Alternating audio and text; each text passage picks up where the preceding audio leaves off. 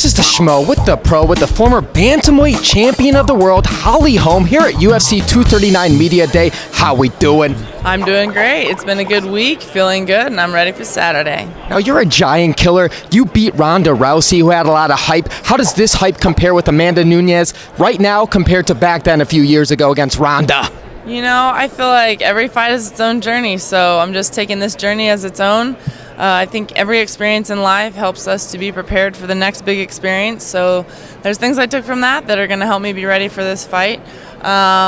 You know, I've been there before, I've been on this stage before, and I know that I can do it. So there's always that confidence that's been built. But this is a whole different fight and a whole different fighter, so I still know that it's its own journey. Multi-time champion in boxing and kickboxing, which one was harder for you to attain the championship level form? I think there's more ways to win or lose in MMA, so I feel like that's what makes it a little more difficult because there's more you have to watch out for. You know, there's more things coming at you have to be more defensive for, but there's also more tools you have to win. So I just feel like as far as, you know, what can happen in a fight, I think more things can happen in an MMA fight, but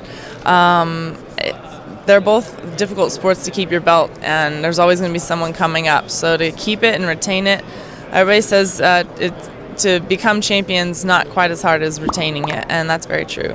Training in Albuquerque, out of Jackson Wink, what's one side of Jon Jones that the media and the people don't really get to see every day? You know, Jon is the most personable, you know, person in the gym of anybody I know. He just really, for as much as he could be, you know, kind of cocky and confident and all that, he's always been just a guy that doesn't put himself above others. He always sees other people as who they are, appreciates them, and anybody that even meets him for 5 minutes already feels that. So one thing that I appreciate about him, you know, he comes into the gym and he's the greatest, and he comes in and he's still the one who's maybe giving someone else advice or even asking for advice, like working with the team. He doesn't ever walk in thinking like, you know, what's everybody going to do for me today? He walks in and he's just part of the team. He doesn't walk around like he deserves more, needs more, or anything like that. You know, he walks in and he's a teammate, and he doesn't put any different expectations on himself than there is on, you know, somebody that's just having their MMA debut. We'll get you out of here on this. What's your one message for Holly Holm fans worldwide? I love you guys. Couldn't do my job without you, so thank you. She's the pro, I'm the Schmo. We're out.